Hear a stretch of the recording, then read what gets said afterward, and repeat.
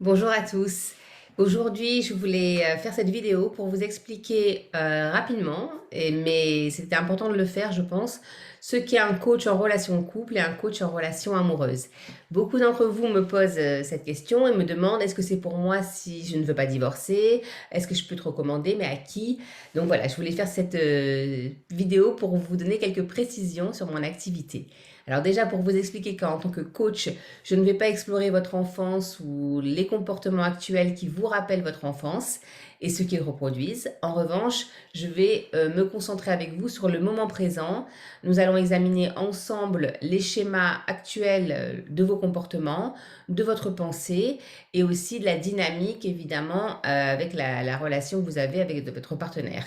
Donc, comprendre comment ces schémas, ces comportements, cette pensée fonctionnent, comment modifier tout cela pour améliorer votre relation et vous faire prendre conscience de ces schémas qui peuvent être destructeurs. Alors, en quoi consiste le coaching de couple? C'est pour qui? Est-ce que c'est pour moi, même si je ne veux pas divorcer, comme je vous l'ai dit tout à l'heure? Alors oui, c'est pour vous. Si, voilà, je vais vous donner quelques cas de figure. Ce ne sera pas exhaustif, mais simplement pour vous aider à avoir une idée de ce que je fais. Donc, vous pouvez venir me voir si vous êtes heureux, heureuse en couple, mais que vous voulez vous préparer à un événement, un grand changement dans votre couple. Par exemple, l'arrivée d'un enfant. Alors, on va peut-être travailler quand votre vie va être chamboulée, surtout si vous n'avez pas la même vision, la même façon de voir votre routine une fois l'enfant arrivé. Je peux travailler soit avec une personne, donc en individuel, soit en couple, pour voir comment on peut mettre en place cette routine et que tout le monde y trouve son compte. Ça peut être aussi un gros dossier aussi, c'est la communication dans le couple qui souvent à un moment donné peut être très difficile. Donc comment mieux vous comprendre, comment mieux vous communiquer entre vous, comment connaître et exprimer vos besoins, c'est vraiment le pilier d'un couple solide et souvent c'est ce qui pêche le plus dans les couples.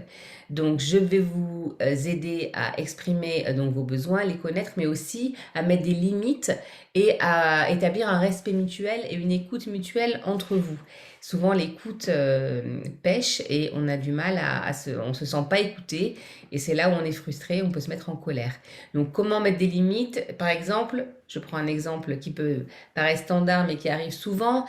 Si vous êtes une femme et que vous avez tendance à faire passer avant vous les enfants et votre mari et qu'ensuite vous arrivez en fin de journée, en fin de semaine, vous êtes frustré, vous pouvez facilement vous mettre en colère parce que vous avez accumulé de la frustration pendant toute la semaine ou plusieurs semaines et vous vous mettez en colère. Voilà, donc ça c'est un exemple qui pourrait vous alerter en vous disant ah, mes limites ne sont pas assez fortes, il faut que je mette des limites plus fortes en place pour que les personnes en face me respectent et respectent mon espace, mon temps à moi, etc. Donc ça aussi c'est ce qu'on fait en coaching et je travaille énormément là-dessus avec les personnes ou le couple. Vous pouvez avoir aussi vous pouvez vous dire aussi, par exemple, maintenant, je suis en couple, mais je devrais déjà être mariée, je devrais déjà avoir un enfant et je comprends pas pourquoi ça se passe pas. Voilà, donc là aussi, on va travailler qu'est-ce qui vous fait dire ça? D'où vient cette frustration? D'où vient cette idée que vous devez déjà, vous auriez dû être marié maintenant, etc. Donc, on peut travailler là-dessus. Là aussi, quels sont les schémas et comment ne pas être si frustré que ça en vient à une crise de couple, en fait. C'est pour prévenir également. Ça peut être aussi que vous avez des besoins et des désirs différents maintenant. Vous avez été en couple depuis longtemps et vos besoins et vos désirs diffèrent. Donc, comment faire pour vous rapprocher de nouveau? Vous pouvez aussi, c'est le cas de beaucoup d'entre nous, rencontrer des problèmes avec vos beaux-parents.